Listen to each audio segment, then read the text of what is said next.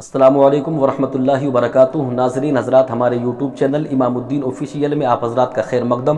امید ہے اللہ رب العالمین کی ذات سے آپ اچھے ہوں گے۔ میں اس موضوع کے ساتھ آپ کی خدمت میں حاضر ہوں کہ اگر آپ یہ چاہتے ہیں کہ آپ کی بات میں تاثیر پیدا ہو جائے، آپ کا روب ہو، آپ کا دبدبا ہو، لوگ آپ کی بات کی قدر کریں، آپ جہاں پہنچیں لوگ آپ کو مان سمان دیں، اگر آپ کی یہ نیت یہ ہے تو جو میں عمل بتانے جا رہا ہوں اس عمل کو کر لیجئے۔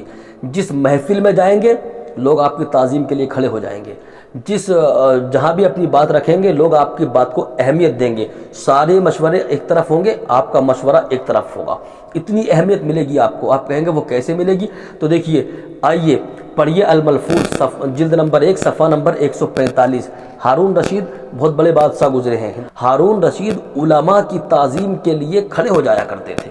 یعنی اگر آپ بیٹھے ہوئے ہیں اپنے سلطنت کے تخت پر بیٹھے ہوئے ہیں اور کوئی عالم وہاں تشریف لے آئے تو آپ سر و قد کھڑے ہو جایا کرتے تھے، بالکل سیدھے عالم کی تعظیم کے لیے، علماء کی تعظیم کے لیے کھڑے ہو جایا کرتے تھے اور بڑی تعظیم کیا کرتے تھے علماء کی۔ ہارون رشید، کچھ آپ کے درباریوں نے کہا کہ سرکار آپ کا جو روب ہے، آپ کا جو دبدبا ہے، آپ اس طریقے سے علماء کے لیے کھڑے ہوتے ہیں تو وہ روب و دبدبا ختم ہو جاتا ہے، وہ روب و دبدبا کہیں نہ کہیں ختم ہو جائے گا اس طریقے سے آپ کرتے رہیں گے تو ہارون رشید نے کہا تھا کہ اگر علماء کی تعظیم کرنے سے روب و دبدبا ختم ہوتا ہے تو ہو جائے۔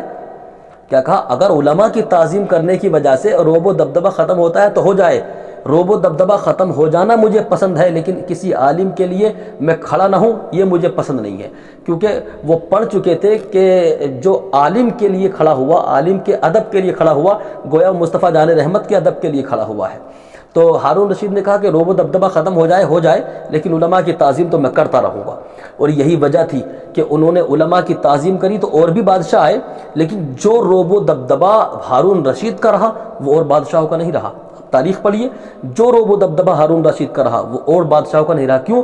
کیونکہ یہ علماء کی بڑی تعظیم کیا کرتے۔ تو اللہ رب العالمین نے تعظیم علماء کی وجہ سے ان کی بات میں وہ تاثیر پیدا کر دی، وہ روب و دبدبا پیدا کر دیا کہ جو دوسرے بادشاہوں کو نہیں ملا۔ اور عیسائی بادشاہ ہارون رشید کا نام سنتے تھرا جاتے تھے، کانپتے تھے۔ وجہ کیا تھی؟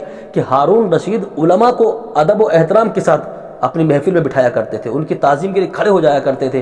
تو اللہ رب العالمین نے یہ انعام دیا کہ انہوں نے علماء کی تعظیم کی، تو اللہ رب العالمین کا انعام یہ ہوا کہ ان کا روب و دبدبا اللہ نے اور بادشاہوں سے زیادہ فرما دیا۔ تو آپ بھی اگر چاہتے ہیں آپ کا روب و دبدبا ہو، آپ کی بات میں تاثیر پیدا ہو، لوگ آپ کی تعظیم کریں، تو علماء کی تعظیم کیجئے۔ آپ جتنا علماء کی تعظیم کرتے جائیں گے زمانہ آپ کی تعظیم کرتا جائے گا۔ اللہ پاک مجھے آپ کو سب کو عمل خیر کی توفیق عطا کرے۔ استغفر اللہ ربی من کل ذنب واتوب الیہ وما علینا الا البلاغ۔